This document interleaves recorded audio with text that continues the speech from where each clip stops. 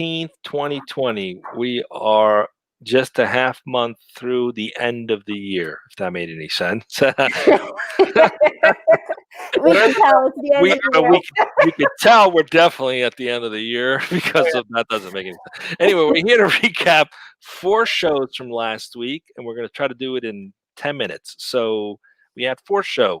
First one we had was Remote Property Management in a COVID-19 World with Suellen McFarling of Leonardo 24/7.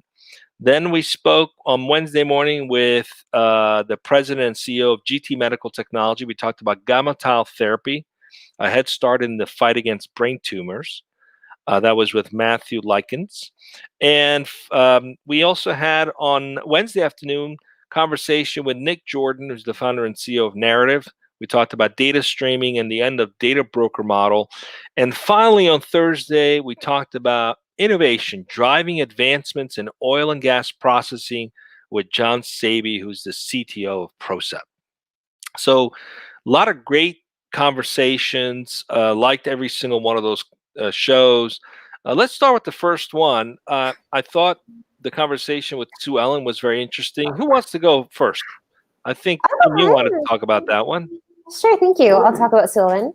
Yeah, so a couple of things jumped out at me of the show. For starters, Suellen's entire career, which I think spanned 7 or 8 years, a significant amount of time with Leonardo 24/7, has been remote. So she was able to kind of just take this whole year in stride, which was pretty fantastic. The product that they offer as well, the property management tool that they utilize, apparently, I mean, it's been a great year for them, and they've been able to actually really help their clients with a product that already existed, since everything kind of had to go remote and figuring out new ways to take care of property at a distance. And it just sort of was seamless for them. So congratulations for that. I think that was really spectacular. And I also really enjoyed the story just about the naming of the company itself, how it's based with Leonardo da Vinci and his creativity, and how it's able to really make things personal. And the product even gets shortened by them and their clients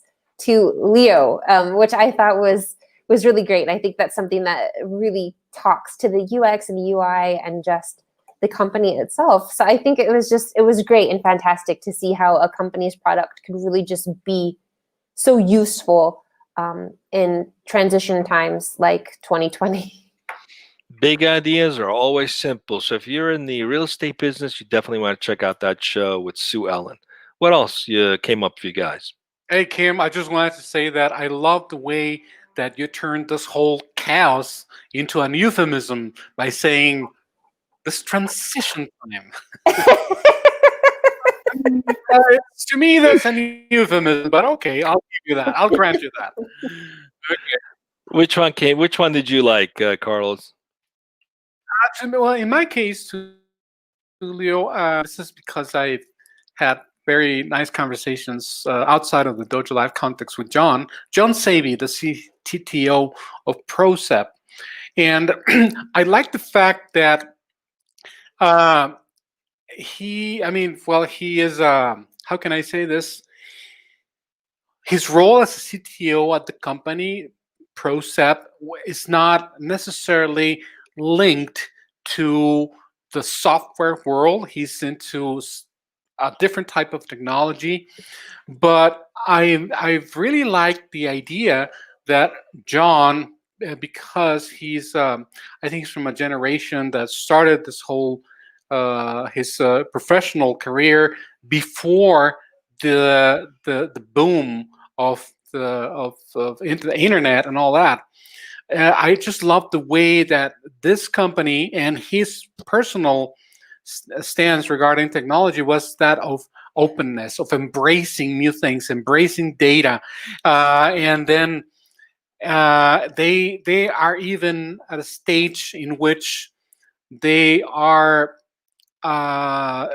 even finding ways to analyze data in a way that there's going to be a seamless integration between the restoration initiatives that they have at ProSep and technologies versus the software side or the engineering, the software engineering side. So I like that blending of generations, let's call it that, or the way that they're, like I said, they're implementing software tools to make sure that all the data that is being generated is put to a good use in order to enhance the restoration initiatives that they have. So that's what definitely pulled my attention from this particular one. Not to mention the fact that John is a really, really awesome guy and very fun to be with and talk to. So, but yeah, so that's what I can tell you, Julio.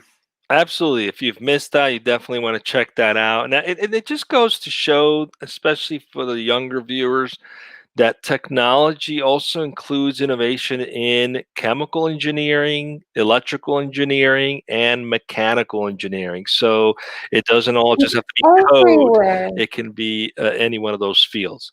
All right, so I'll take on talking about GammaTile therapy. I thought that was really interesting on Wednesday morning with Matthew Likens, who's the president and CEO of GT Medical Technologies.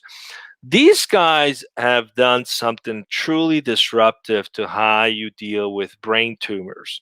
It's an insidious disease and problem that often requires chemotherapy, which ends up people losing their hair, not to mention all kinds of other challenges and problems that come from trying to extend someone's life. I mean, someone's got a brain tumor, they pretty much have sadly a death sentence. So the chemotherapy extends people's life. Now, what GammaTile therapy is they actually put these little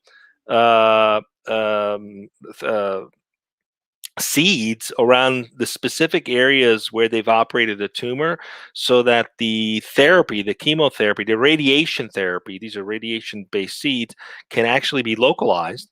And by it being localized, it reduces the side effect impact of things like chemotherapy. So it was interesting on health tech, how they've used technology to innovate, to come up with better ways to serve the needs of people who suffer from these terrible brain tumors. Apparently, almost 200,000 people every year get them. So that was that show. And then finally, we talked with Nick Jordan, a narrative. It was an interesting evolution on how companies buy data, especially consumer data or any kind of data, really. And they've basically removed the need of a broker. They've created a platform where buyers and sellers can talk to each other, can communicate what they need, and they can seamlessly gain access to the specific kinds of information, even down to the line level. So I can buy data from multiple sources and get specific with what I want that can make it actionable and executable, versus having to go to someone who would broker and make that deal happen. Very archaic approach to how that used to happen. They've essentially automated the whole process and giving the power back to both the sellers and buyers. Okay, so we've got like a minute left, and we have 2 shows this week, right, Carlos? And then we're done for the rest of the year. We'll be back in January at 12 p.m. The 1 p.m. show will be at 12 p.m. Pacific. So what do we got coming up this week, Carlos? Absolutely, Tulio. This week tomorrow we'll be speaking with Raji Kalra, the CEO and co-founder of PeopleTale, an e-commerce platform, on the topic of the future of retail through people-to-people shopping. That's tomorrow at 1 p.m. Pacific. And then on Thursday, we'll be speaking with Ryan Jones, the product lead and manager at VMware, and the topic will be determine a valuable product without building one. So that's on Thursday at 1 p.m. Pacific. We don't have a show on Wednesday, but I think this is going to be more than enough to wrap up the year. This is going to be a great wrap up of the year, and I look forward to these conversations as well. See you guys back tomorrow at 1 p.m. Pacific. Stay safe.